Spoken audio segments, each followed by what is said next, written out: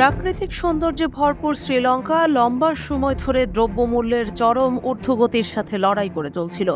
এমনও দিন গেছে দেশটির জনগণকে ৫০০ টাকা প্রতি কেজি চাল খেতে হয়েছে।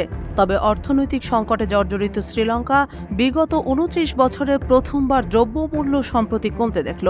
৩০ সেপ্টেম্বর সোমবার প্রকাশিত সরকারি প্রতিবেদনে দেখা গেছে, সেপ্টেম্বরে মূল্যস্ফীতির সূচক ঋণাত্মক ০.৫% নেমেছে।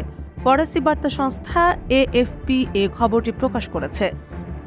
আদমশুমারি ও পরিসংখ্যান অধিদপ্তরের এক প্রতিবেদনে দেখা গেছে, সেপ্টেম্বরে মূল্য সংকোচনের কারণে খাদ্যদ্রব্য এবং খাদ্যদ্রব্য বহির্ভূত ব্যয় কমেছে। ২ বছর আগে শ্রীলঙ্কার মূল্যস্ফীতি অস্বাভাবিক বেড়ে ৬৯.৮% পৌঁছায়। এর আগে ১৯৯৫ সালের মার্চ মাসে শেষবার মূল্য সংকোচন হয়েছিল দেশটির অর্থনীতিতে। তখন সূচক ছিল ঋণাত্মক ০.৯%। এর আগে দ্রব্যমূল্য হ্রাস দেখা গিয়েছিল ১৯৮৫ সালে। সেবার মূল্যস্ফীতি ছিল ঋণাত্মক ২.১%। আবার চলতি বছর আগস্ট মাসে জানা যায়, খাদ্য থেকে শুরু করে খাদ্য বহির্ভূত পণ্য সবকিছুর দাম আগস্ট মাসে কমেছে। শ্রীলঙ্কার পরিসংখ্যান মন্ত্রণালয়ের বরাতে আরও বলা হয়, গত জুলাই মাসে শ্রীলঙ্কায় বিদ্যুতের দাম ২২.৫% কমেছে।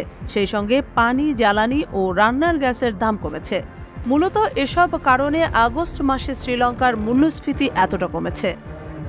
উল্লেখ্য যে বিভিন্ন অদূরদর্শী সিদ্ধান্তের কারণে দ্বীপরাষ্ট্রটি ভয়াবহ অর্থনৈতিক বিপর্যয়ে পতিত হয়। ক্রমান্বয়ে খাদ্য, জ্বালানি ও ওষুধের মতো নিত্য প্রয়োজনীয় দ্রব্যের চরম ঘাটতি দেখা দিলে জনমনে সরকারের প্রতি ক্ষোভ পুঞ্জীভূত হতে থাকে।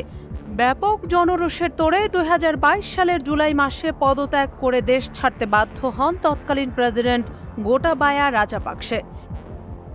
এরপর রাজাপাকসের উত্তরসূরি হিসেবে আসেন রনিল বিক্রমসিংহ। তিনি আন্তর্জাতিক আর্থিক সংস্থা IMF এর কাছ থেকে ২৯০ কোটি মার্কিন ডলার সহায়তা আদায় করেন। এছাড়া দেউলিয়া হয়ে যাওয়া দেশের অর্থনীতিকে স্থিতিশীল করতে কর ও মূল্যবৃদ্ধির মতো পদক্ষেপ নেন তিনি। চলতি মাসে প্রেসিডেন্ট নির্বাচনে পরাজিত হয়ে বিদায় নিয়েছেন বিক্রমসিংহ।